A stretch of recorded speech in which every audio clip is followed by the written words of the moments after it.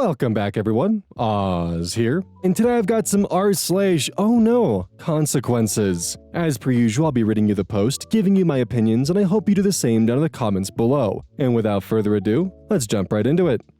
Cross-posted from r/Am I wrong? Am I the asshole for not going home after giving birth because my husband missed it to help our friends? I, 32, just had our second baby a few days ago, and instead of going home, I asked to be discharged to my sisters. I don't know if that makes me an asshole or overly emotional or whatever, which is why I'm here. Some background. My husband, 33, and I were teen parents. We had our daughter at 18 and 19. She's 14 now. It's been a long road, and we waited a long time to feel ready to go through it all again. This baby was very much planned and wanted, but ever since I hit the third trimester, I felt kind of alone in it. My husband started spending a lot of time with this couple we know. They're in a similar boat. They had their first as teens too, and just had their second recently. I get that it's a lot for them. Their oldest is 17, and they weren't planning on another, so he's been helping them out. But it went from a nice gesture to almost daily visits. Grocery runs, watching their newborn while they nap, fixing stuff around their house, bringing food over, and sometimes with our daughter tagging along. Sometimes without even letting me know he was going. Meanwhile, I was trying to keep up with everything at home, going to appointments alone, dealing with the mess that is late pregnancy. I brought it up to him more than once, and every time he'd either say I was exaggerating or that he was there, just not in the way I wanted him to be. He kept saying I was being territorial or weirdly competitive about them needing help, which made me question myself even more. I also started noticing changes in our daughter. She's an ice dancer and has an intense schedule, and after going with her dad to help at their house, she'd come back totally spaced out, quiet, eating less. I figured she was just tired, but it started to feel off. She almost fell during practice one morning because she was so drained, and her coach made her sit out the rest of the week. That was a big wake-up call for me. I told my husband that enough was enough and we needed to pull back. Not just for me, but for her too. He apologized. He said he'd keep the visits shorter, only go when it was really needed. The visits were hardly shorter, but my daughter seemed less tired. And I could actually go to sleep with my husband some nights, so I counted it as a win. When I went into labor, I called him from the car while my sister drove me to the hospital. No answer. Texted. Nothing. He showed up about 4 hours after the baby was born with a Slushy for me. Said he was sorry, but the other people had a rough night and he didn't want to just leave them stranded. I didn't know what to say. I didn't want a big scene right there in the hospital, but when I could be discharged, I just had my sister take me home since my husband wasn't there. Now he's saying I'm being dramatic, that I'm punishing him for helping people who don't have the support we do. He told me I'm being cold and that I'm setting a bad example for our daughter by shutting him out. He's also implied more than once that I'm trying to act like a victim when he was doing what any decent person would do. His mom called yesterday and said I should be ashamed for taking the baby away. I never said anything about keeping our son from him. I've told him he can come see the baby whenever he wants.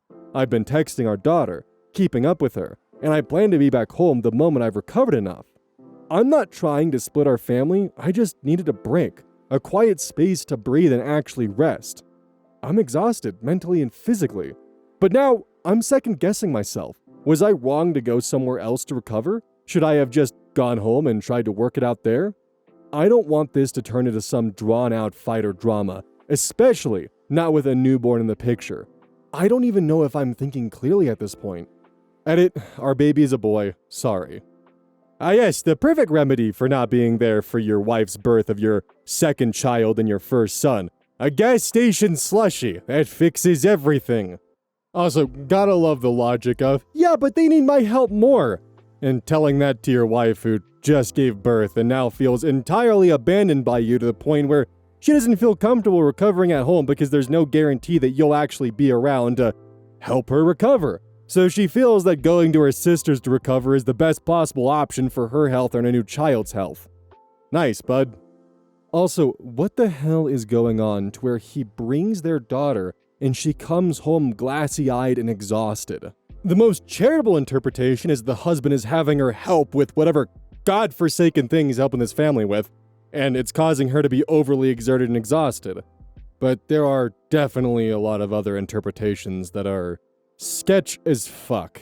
And I can't even fathom what he possibly thinks is more important with helping this family out than his own goddamn wife. Like, I'm genuinely struggling to figure out what his logic is. You're over-exaggerating. You're making yourself out to be the victim. It's not as bad. Well, I'm just not here in the ways you would want me to be, so it's not as bad as you think it is. Like, he needs to get his fucking act together is what needs to happen. But who knows? Maybe one more gas station slushy will fix everything going on here. My work wife called me her soulmate in front of my actual wife. Now my marriage is in trouble.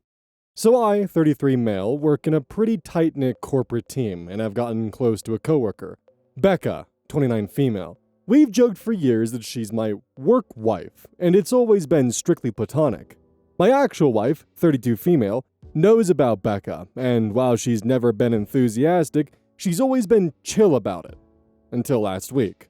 Our office threw a going-away party for one of our team leads. There was drinking, speeches, inside jokes flying around.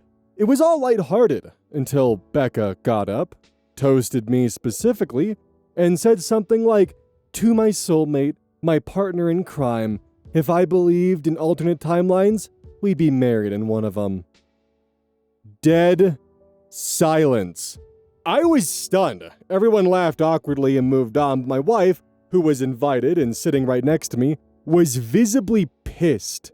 She didn't say anything at the party, but when we got home, she just said, "So, how long has your coworker been in love with you?" I tried to explain that it was just a joke, but she wasn't having it. She said it didn't feel like a joke, and to be honest, I'm not sure it did either. Becca's been acting differently lately, texting me late, finding excuses to linger after work. I chalked it up to her being quirky, but now I'm second-guessing everything. My wife told me she feels disrespected and humiliated, that I let this woman cross a line for years and didn't do anything to shut it down. She hasn't spoken to me in 2 days except to say she's re-evaluating. I never thought a dumb work dynamic could destroy my marriage. I'm not even sure how to fix this. I'm gonna be 100% honest, I do kinda feel bad for OP in this situation. I do think it's weird that he referred to her as his work wife, and I think that probably really muddied the dynamic and maybe gave his coworker Becca some false ideas about where they actually laid in their platonic relationship. Especially because, according to OP, we've joked for years that she's my work wife. Which tells me that you have both referred to Becca to her as your work wife, and she has more than likely referred to you as her work husband, even if you claim it to be strictly platonic. Platonic being in quotes because Becca definitely doesn't see it that way. And OP's wife is right to ask, how long has Becca been in love with you? I mean, hell, if she's willing to essentially do like a proclamation of her love at a work event as a toast directed towards you in front of all your colleagues and your wife, buddy, you gotta shut that shit down. Because your wife is reevaluating things right now, and you gotta be careful, my man. Like, you haven't quite hit the consequences yet, but my god, if you don't shut this down and 100% side with your wife and stand by her, you're definitely going to be, like, prime example on the whiteboard #1 of OhNoConsequences if you don't actually step in front of this and let Becca know that this is 100% just a platonic relationship. And just to be clear, the only reason why I feel bad for OP, because chances are he probably genuinely saw Becca as just being a friend, but because he didn't shoot any advances down or make it clear that he didn't have any interest in Becca, it seems that it has spiraled into what we see before us. This is a cross post from r/bestof by Direct Caterpillar 77, and their tagline is, of course, Satan is not a pogo stick. The original poster is Throw RA, I hate her guts. Posted to r/mytheasshole and r/relationship advice February 19th, 2020. Am I the asshole for asking my best friend to break up with his uneducated, unemployed girlfriend so we can be together? I know the title makes me seem like a bitch, but I couldn't think of another way to summarize it in one go. We'll call him Dean, and we'll call his girlfriend Helen. Basically, I'm a university student and interned at a marketing company over the last few summers. Dean was my boss there, and we became really close friends. Our friendship moved outside of work, and I no longer intern there at all. The more we talked, the more I fell for him. He's incredible, hardworking, successful, funny, the whole package. His girlfriend is not, in my opinion. She's actually a loser. She's uneducated and unemployed. Helen dropped out of high school because of family problems. Apparently, her mom has severe anxiety and depression, overdosed multiple times when Helen was a kid, and would have breakdowns, threatened to hurt herself if she was left alone. So, Helen stayed home with her, and still does when necessary, because her father can't get retired. Over the years, Helen had admitted it's weighed on her own mental health. She sees a psychiatrist and takes medication. She's developed her own irrational anxiety. She's had some jobs over the years, in the hours her dad is home with her mom from work, but would have screaming/crying panic attacks while on the job. She has them at home sometimes too, at night. But she can calm herself down okay, apparently. Subsequently, she's never finished school or held down a job. Dean and I have talked about it many times. He insists she's doing her best, that she does all the cooking, the cleaning, the laundry work, the yard work, etc. at her home. She gets a very small amount of money from her father for this weekly, but she also does video games streaming and makes some money from that. Barely any, I think. They've been together for 5 years, and he's coming to terms with the fact that she may never work or get educated. Dean has a marketing degree, but he doesn't seem to care. He says he will provide financially, and he's okay with her being a stay-at-home mom someday, or even just a stay-at-home wife. I DM'd him asking why he's even in love with her, how he fell in love with her, just why. I don't get it. He can do so much better. He said this: I fell in love with her for many reasons. She's sweet, kind, cute, and she always sees the best in people, even with everything that she's been through. I think she's funny, beautiful, intelligent, and is always trying to do something good. I like that she's random, silly, quirky, and passionate as fuck. I like how competitive she is, because I'm competitive too. I like that she's athletic. I like how she can cook things. Top of the dome, without the need to Google everything, like me. I love her giggle, and I really love her smile. I like her singing voice, and, well, all of her voices. I like her hugs, and I love her kisses. I like when her fingers are in my hair. I like the things that she draws or makes from hand. I like it when she holds my hand. I like her taste in memes, and I like her taste in music. I like her puns and her sense of humor. I really like her presence, and I like her dance moves and how good she is at everything. I like that she likes to help people. I genuinely like the person that she is. Always have. I admire her a lot and will always want her for myself. I told him how I feel about him, how I'm in love with him, and that I wish she wasn't around. He said, well, I'm lucky that she is. I don't know what I'd do without her. I told him he's just comfortable, and he's staying with her because it's been a long time, that I've been at a place in my life where I thought I couldn't go on without certain people, but I survived, and he would too. He said this: well, I don't want to, so I'd appreciate you not saying things like, I wish she wasn't in the picture. That's awful. If you cared at all about me, then you'd say that I'm lucky to have her and respect that, you know? So he adamantly won't leave her, and I don't understand why. With the little money she earns, she saves up to do some very special things for him. Got him a cameo from his favorite actress, took him to see his favorite sports team in the playoffs, got him a PS4. She's taking him to his favorite band this summer. She also does sweet stuff for him, like give him random cards, drawings, paintings, crap like that. I think maybe that's the real reason he stays with her. But I could do that stuff for him too. She's had years to do it. I'm studying hard. I work as a barista to get through school. I love talking to him. I love spending time with him. He means the world to me. Does anyone have advice on how I can win him over? I just want him for myself. I'm the better choice for him. He just doesn't realize it right now. What can I do here? Edit, some people think I'm shitposting. I'm not. Here's some of our DMs. Oh God. Dean, how materialistic are you? OP. You're really going to support some stupid bitch the rest of your life? That's really insane. Dean, it's none of your business. Why do you apologize if you're still going like this?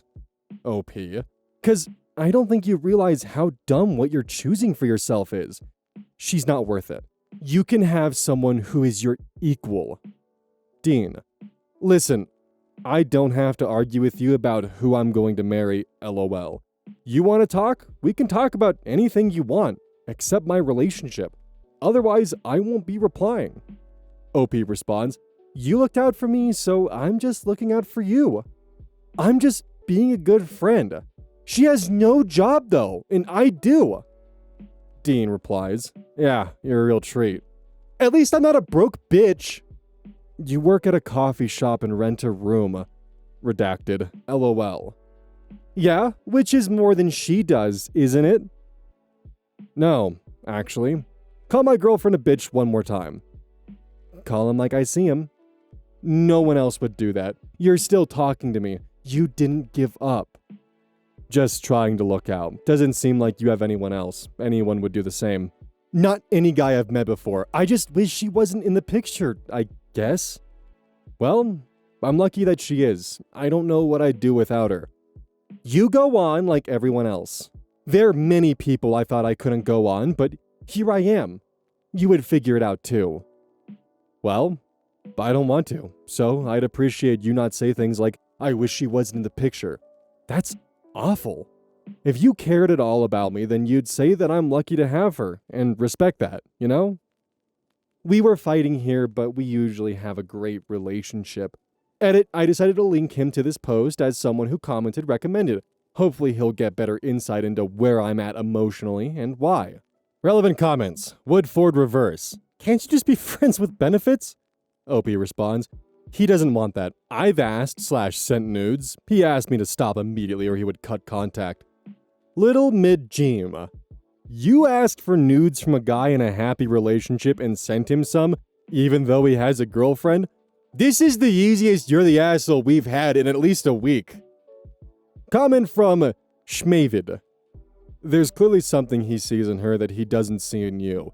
You can't explain why people like who they like. If he's happy with her and the relationship, then that's that. Your attempts to drive them apart will only drive your friend away from you. OP responds, he hasn't let himself see me in that light though. If he did, he would see I can offer him all she does and more. He just thinks he's happy. Love is blind. He had no idea what he's in right now because he's in so deep. If he could just wake up and realize, we could have a very happy life together in the future. Schmavid responds, what you think about any of this doesn't matter. It's what he thinks. Move on. OP.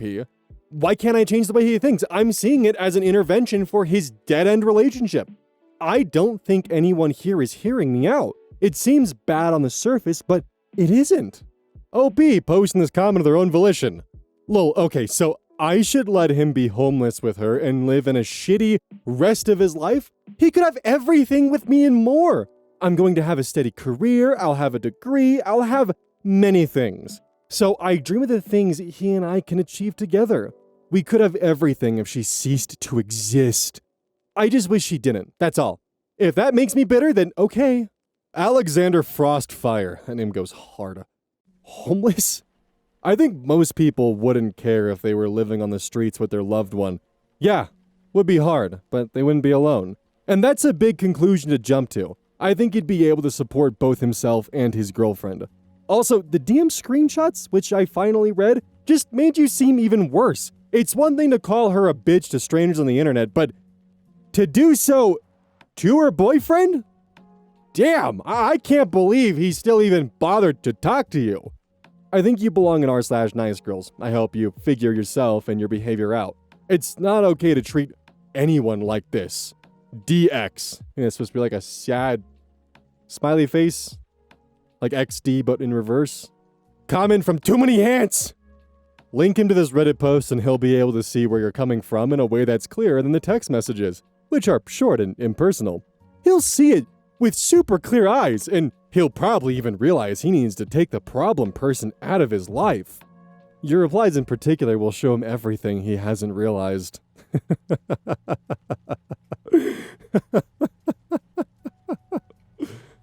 The ants have spoken. Show him this post and he'll be able to identify the problem person in his life. OP responds, "So you agree she's a problem? Thank you! People in this post are judging me so hard and I'm trying to stand by myself because I know what I believe in here is what's right for me and him. I'm giving him some time to cool off, but I'll link it to him this weekend." Too Many Ants responds, "Might want to do it sooner than later. There's a decent chance this thread won't be around by the weekend. I'd be a little surprised if it made it to the end of the day." OP responds, "What do you mean? I don't think it'll be deleted. I'll send it to him now then and just tell him to open his eyes and have an open heart. Maybe he will come around. Thanks for being understanding, unlike everyone else." After OP was talked into sending the post to Dean responds, "Posted by you/throwaway 3883744444.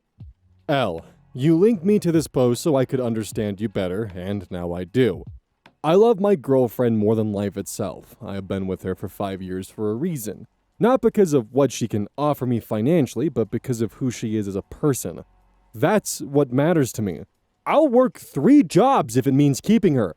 For example, she once spent 2 hours traveling in the rain to bring my sick mom some homemade soup. Money doesn't buy that kind of heart. I never told you that story because you would get emotional and angry with me for even bringing up my girlfriend.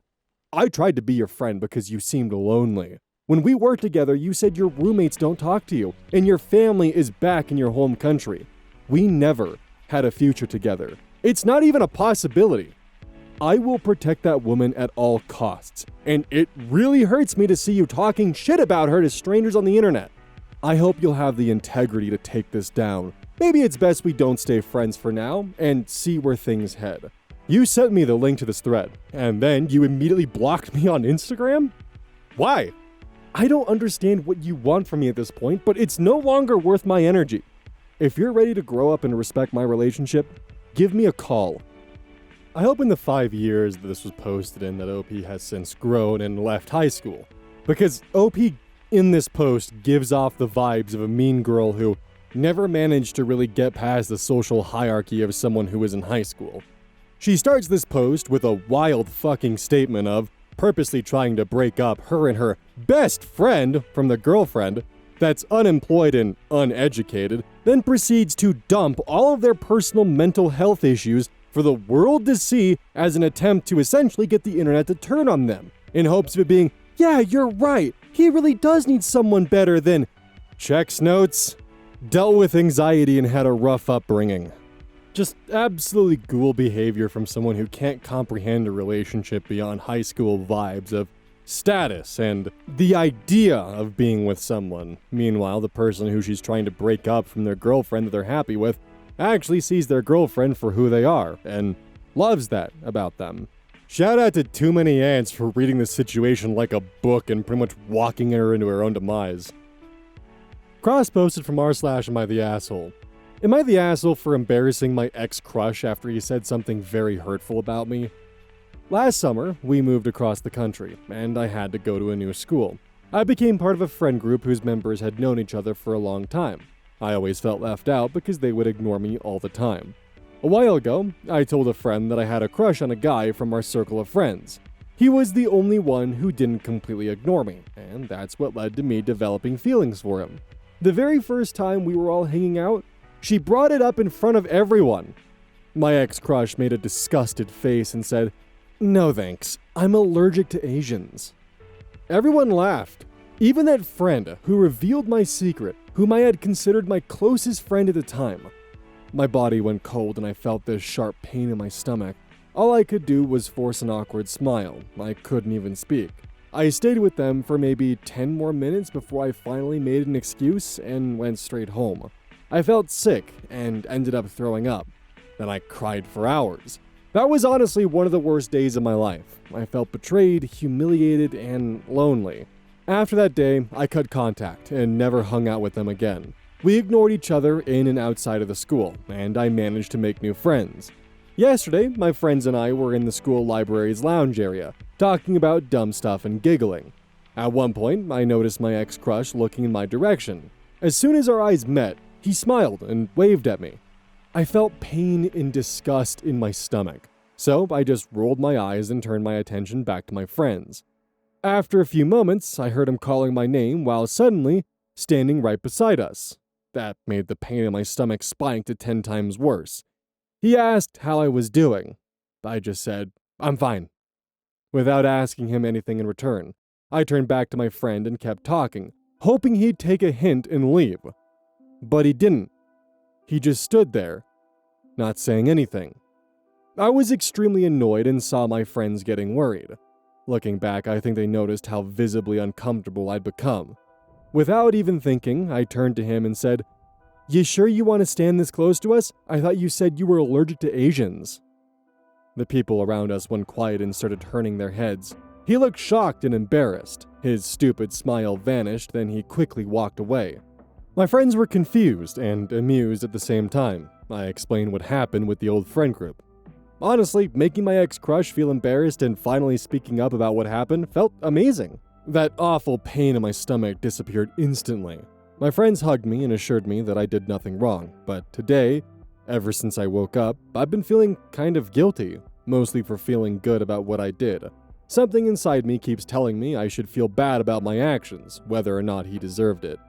Sounds like OP might be in high school, but overall, don't feel bad about the comment you made towards someone who is actively being racist towards you in order to get a laugh and chuckle out of your ex-friend group.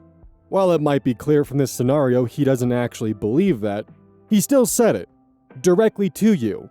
He said it for the purpose of social clout and it cost him. And now, every night he goes to bed for probably the next couple weeks, and then, occasionally, intermittently for the rest of his goddamn life, he's going to remember this moment, and it's going to hurt him. And he deserves it, so don't feel bad about it. Hey everyone, welcome to the outro. Right now, GamerSubs is actually doing a free shipping promotion deal, so instead of the usual 10% off, you get free shipping, when using code OZ at checkout, of course. So this is perfect for those of you who don't live in the States and want to do an order with GamerSubs, but don't want to pay the exorbitant fee of the shipping costs. This promotion is lasting from May 16th at 3 p.m. Eastern Standard Time to May 23rd at 2 p.m. Eastern Standard Time. So be sure to take advantage of this while you still can. Seriously, take advantage of it.